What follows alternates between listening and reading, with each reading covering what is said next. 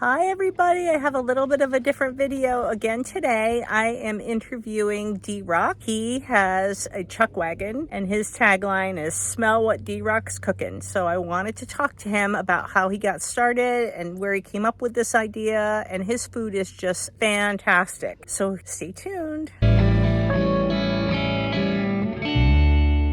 Hi, I'm Drock, originally from New Hampshire. I've been in the cooking business most of my life. I grew up cooking in my parents' fondue restaurants and did my nuts and bolts of my training mostly on beaches, Hampton Beach, New Hampshire, at Lebec Nice. Rouge, cooking the seafood, and did some of that in San Francisco and then on the island of St. Croix. You've been a lot of places. And, well, you know, I like to travel, and it kind of brought me to where I am now. COVID sadly drove me off the island of St. Croix, where I thought I was semi-retired to. But I got back to New Hampshire and ran into some health issues. It kind of took me out of full-time work. It was very uncomfortable, and so I was going to need to cut down to part-time. And the kind of living space that could afford me in Hampton Beach, New Hampshire is not very much. And so I looked at my options, really. I could have gotten an easier job sitting down, and again, it just wouldn't have been a comfortable living space for me.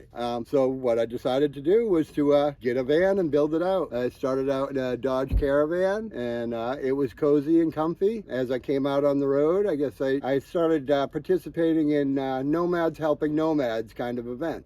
We do VanAid is a popular one. There's a few versions of that. The VanAid Center Camp, and my friend Middlebury's doing one in Quartzsite just next week. Yeah, that's by invite only, so don't get in your van and start heading that way. But, you know, and I like to see these people helping other people, and I don't really have those building skills. So I felt that the way that I could contribute would be to feed those people that do have the building skills. Nice. The first event that I was at, I saw carpenters and solar people and whatnot stopping their jobs to go make themselves lunch. To try to help as many as we can, I thought that if they had a lunch provided and a lunch delivered, that it would be helpful. That's great. Yeah, I started doing that, and now I found that there's really a lot of other people that have food insecurity on the road. We have the issues with EBT and SNAP coming up this month. Yeah. And so I think my services will be more and more in demand.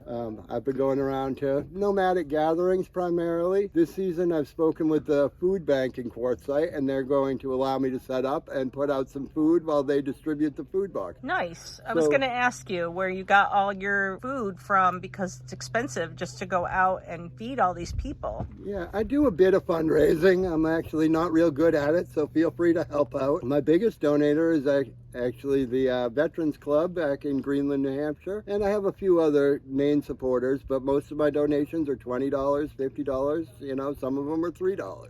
Yeah. I put out a little donation box while I'm cooking here, and we do digital donations, but it's primarily, I guess, my friends and family. Those are who my real donors are. It's the folks back in New Hampshire from my home that support a lot of these folks on the desert. How long have you been living in this van behind us here? This one is going on year 2, and this was actually really instrumental into me upscaling the project. I couldn't cook a lot out of that Dodge Caravan, but this rig had a large platform that carried my grills and such for last season. And this season I built this Chuck Wagon with pretty much the same equipment that I had. And yeah, a couple of grills. We got a couple of flat tops. I'm thawing out some burger for tonight. We got a big pasta meal for about 40. Yeah, just a big cooker. We got a sink going on. And a cutting board surface. Yeah, area. a couple of prep area. A couple of prep areas.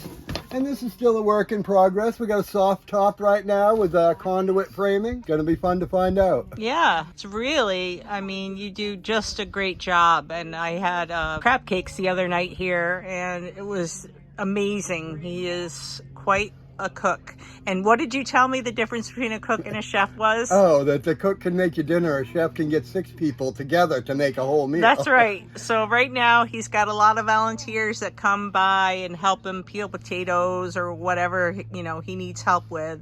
But he's a one-man show pretty much. I am today, but yeah, at the larger events, I have a few regular volunteers, and I am usually able to collect some right at the event. Yeah, nice. Tonight's dinner, for example, I think I'm going to find some help around the campfire when I start cooking. Yeah. So I want to thank Drock for talking with us today, and I will put his links up so that you can donate to him if you feel like he's a worthy cause, and I can say by his standards, he is quite a worthy cause, and he feeds a lot of us nomads out here. So thank you, Drock. My pleasure. All right, have a great day.